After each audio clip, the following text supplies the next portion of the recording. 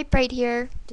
Just tuning in to give you another insight as to where our case is at this point.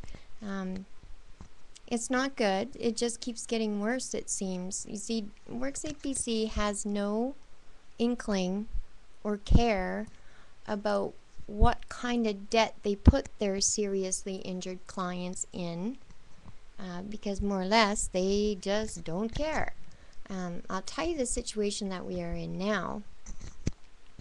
The debt load that WorkSafe BC has added a bill to us is already tremendously high, and this one is not tiny. Now this bill that they have sent us actually was incurred by them. I think the total bill on that one will be $14,000. You see, on April 2nd, Jamie crashed, and he is now addicted to his opioid meds. The number of WorkSafe BC clients that end up in detox and expensive treatments to help with the mass prescription pain medication is huge. This has got to stop. The seriously injured cannot fight. They are seriously injured, for Pete's sake. When are we going to be able to get enough money out of this insurance company to help the seriously injured worker pay for the debt load that falls onto them when they are deemed unable to work, loss of earnings, and so exceptional, which you guys should know out there, the so exceptional clause that how many of you are fighting for, it's a joke. They say that, you know, so exceptional, they let you in, they don't give you any money. They sit there and put the money in a bank account that has the seriously injured worker's name on it, and they have WorkSafe as the trustee, which means nobody's to touch that money, right? You can't touch it. So as life goes on and bills get incurred and the debt gets huger, it's terrible. Now you add a seriously injured worker on top of this that is not able to work, which means that they also take away self-worth. Now the seriously injured worker doesn't work. So what does he do all day? Nothing. He takes pain meds. It's really a joke. You see, I believe that WorkSafe BC, when they're dealing with a head injury and they deem somebody unfit to work and they can't work, or they have so many stipulations brought on by the reports that WorkSafe works so hard to get, because you know and I know WorkSafe BC loves paperwork. The more paperwork, the better. The longer they can take, the better. So now, what they should have done, and this is what I believe they should do, since the so exceptional clause is so hard to receive from WorkSafe BC, when it does happen, they should sit down with this seriously injured worker and the wife and try to figure out what it is that they should do.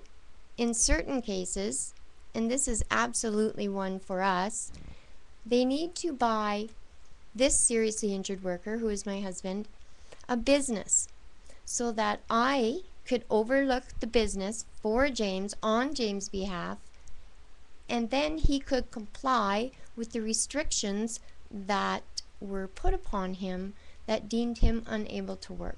And there is a long list for Jamie. I think if they did this, in the long run, it would still have the seriously injured worker feeling as if they are still involved with society, still out there, still supporting. Because Jamie was a sole supporter of our family. He was the major head on our family. He was very important in the mix here. And he still is important. It's just that things have changed and he's in a different order now. He's really messed up from WorkSafe. WorkSafe took away his everything. They took away his everything. He doesn't even have a truck now to drive because there's no money to go out and buy a truck. He doesn't work. There's not enough money. You can't do anything except exist on the wage that you received when your injury occurred. And for Jamie, that was 2003. It's not a good situation, and nobody at all seems to be able to do anything about it. You hire a lawyer. Lawyers can't do anything, they just sit and wait. You go to you go to workers advisors. Well, they'll advise you, all right. They'll advise you not to fight WCB because you can't do anything about it.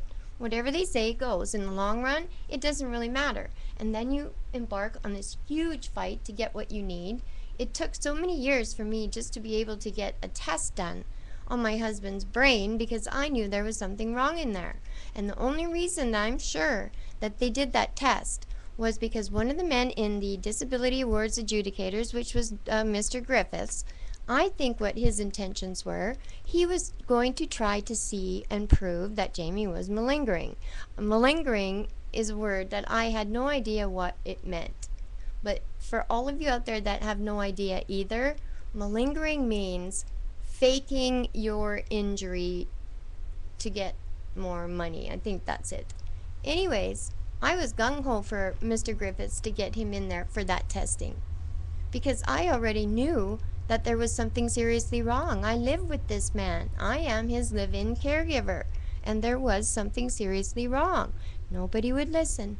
Well, 10 weeks of intensive testing brought back a report that said it was worse than they thought. Isn't that funny? That report told them everything that I already had told them 4 years prior to it surfacing up. So they deemed him with a loss of earnings. They deemed him with unfit to work, and they deemed him so exceptional. Mr. Griffiths was not happy about this. And he did voice that to me on numerous occasions by being very, very rude. You know, he says continuously, he would say, he stepped up to the plate for James. He stuck his neck out there for him. And now his employees are mad at him for doing that. Well, that's not what he was worried about. He wanted to get a great big medal on his chest for taking this man down because he figured he was a malingerer. He didn't want to say anything until after the exams. But that's exactly what I got out of it. So when Greg Griffiths was telling me that I was not appreciative for what he did, I think that was a little bit silly and uncalled for because he didn't have the workers' best interests at heart. He had his own promotion heart in heart, and I am pretty sure about that. So here you have a man who worked very hard, was the head of the family, made all the decisions, paid all the bills, did the budgets. Boom. Out of service. Done. 6 years later, they deem him so exceptional and all that stuff. So now you have a man who's broken in half, way far in debt, and is never going to be able to get out. And nobody sat down with him to decide what should happen. Why would you want to take a man out of an environment that made him feel like a man? Buying a seriously injured or a so exceptional clause seriously injured person a business, if it's the only thing that could actually help them to function and maybe become financially independent on themselves again, is a better long-term plan than anyone could even think about. I'm going to leave you with that thought, and I'm going to make another video with this incident or topic. I'm going to write more on this topic because I don't think what they did to my husband was fair at all. And now I have an even heavier debt coming in.